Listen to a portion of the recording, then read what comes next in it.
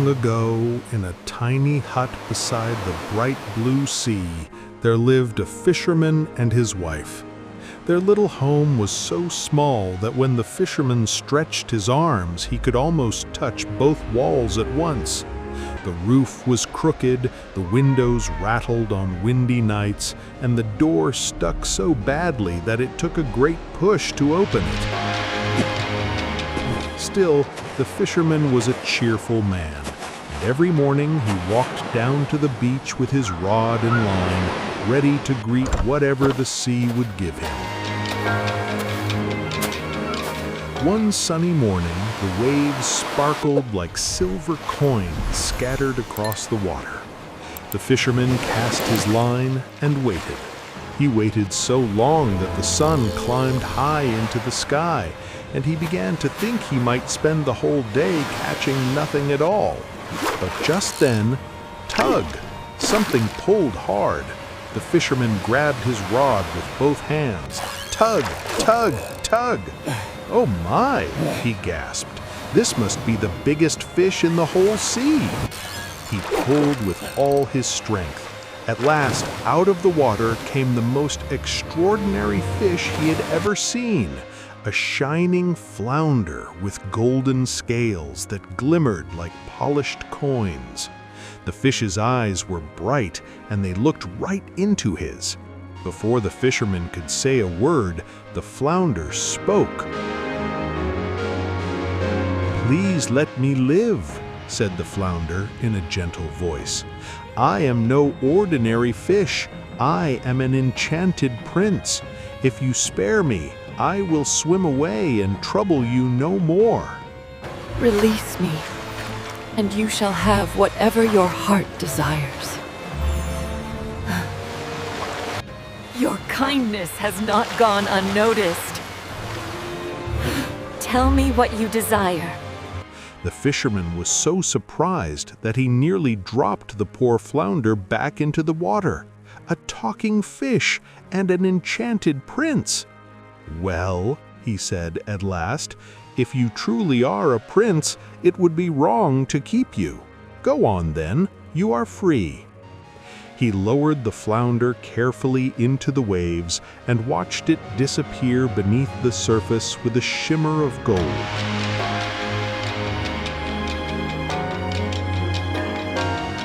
The fisherman went home feeling proud of his good deed, but when his wife told him about it, she jumped to her feet. "You let an enchanted prince go just like that, and you didn't ask for anything? Not even a better place to live?" The fisherman shrugged. "I didn't want anything." His wife crossed her arms. "Well, I want something. Go back and ask the flounder for a nice little cottage. I'm tired of living in this old hut."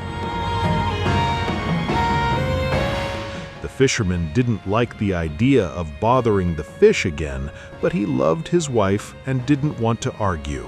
So he walked back to the sea. The water was calm and blue just as it had been that morning. He called out, "Flounder, flounder in the sea, please come listen unto me. My wife has sent me back to thee."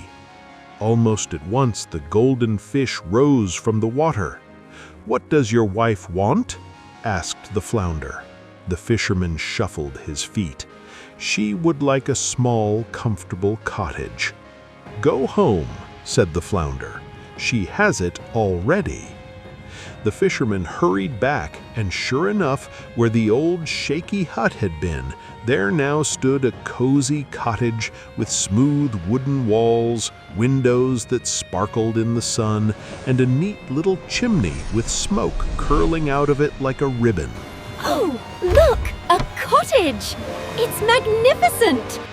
His wife was already inside, opening cupboards and peeking into every room. "Look at this," she said proudly. "It's beautiful, but—" The fisherman frowned. "But what?" She tapped her chin thoughtfully. "Well, a cottage is nice, but a bigger house would be better. Something with more rooms, maybe even servants." The fisherman sighed. "We should be grateful for what we have." "But think how wonderful a grand palace would be," she insisted. "Go ask the flounder." I want a bigger house, maybe even servants. The fisherman trudged back to the sea. This time the sky was cloudy and the waves were rolling a little harder. He called, "Flounder, flounder in the sea, Flounder! please come listen unto me." You must help me. She wants a palace, a grand palace. "My wife has sent me back to thee." The flounder rose again. "What does your wife want now?" "She wants a palace," he said quietly. "Go home," said the flounder. "She has it already." And she did. Towering where the cottage had stood was a magnificent palace with tall marble columns, shining windows, and gardens filled with fountains that danced with sparkling water. Servants hurried about, bowing whenever the fisherman walked by, even though he still wore his old patched coat. The fisherman's wife sat on a golden chair, wearing a velvet gown. "Ah, this is better," she said happily. But only after a day she began pacing. "You know," she said, "a palace is grand, but being queen would be even better. Imagine people bowing to me. Go ask the flounder." I told you, I will not rest until I am the empress of this land. The fisherman felt his heart sink. "But no buts," she snapped. "Go." So he went. The sea was darker now, choppy and restless. He called, "Flounder, flounder in the sea, please come listen unto me. My wife has sent me back to thee." The flounder rose once more. "What does your wife want now?" She desires to be queen, your majesty. I told her it was too grand, but she insists. "Go home," said the flounder. "She is queen already."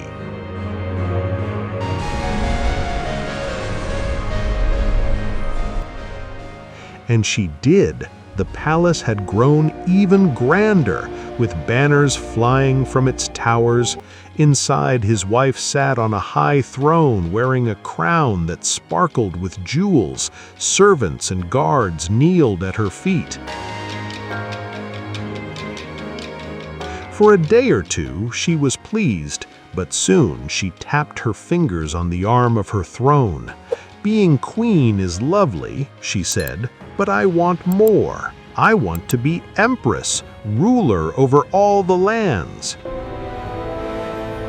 I will no longer be merely a queen. I shall be empress. The fisherman's knees trembled. "Must we ask for more?" "Yes," she insisted. "Go."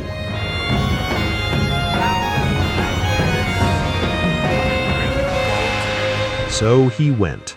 The sea was roaring when the fisherman returned. The wind whipped his clothes, and the waves crashed so loudly he had to shout, "Flounder, flounder in the sea, please come listen unto me. My wife has sent me back to thee." The flounder rose, larger and more solemn than before. "What does she want now?" "She wants to be empress," the fisherman said. "Go home," the flounder said. "She is empress already." And indeed, the palace had become enormous, stretching so far that the fisherman could hardly see its end. His wife sat on a throne made of gold and silver, and the crown on her head glittered with so many jewels it was hard to look at. Yet even this did not satisfy her. One stormy night, rain rattling against the palace windows, she suddenly sat up straighter. "I know what I want," she said. "I want to rule not just people, but the sky itself. I want to command the sun to rise and the moon to shine. I want to be like the ruler of the whole universe." The fisherman stared at her, horrified. "That cannot be." "It can," she insisted, "and you will ask the flounder." I wish for absolute power over the tides, and let this storm seal my reign. The fisherman felt as though a stone sat in his stomach, but he trudged out into the storm. The wind howled, lightning streaked across the sky, and the waves heaved with giant waves as if it were boiling. Still, he called, "Flounder, flounder in the sea, please come listen unto me." At last the flounder rose, glowing faintly through the storm. "What does she want now?" The fisherman's voice shook. "She wants to command the sun and moon." For a long moment, the flounder said nothing. Then it sank slowly beneath the waves. The fisherman turned and walked home, fighting the wind every step of the way. But when he reached the place where the enormous palace had stood, there was nothing. Only the tiny old hut, crooked roof and rattling windows, just as it had been before. Inside, his wife sat on a wobbly stool, looking around in disbelief.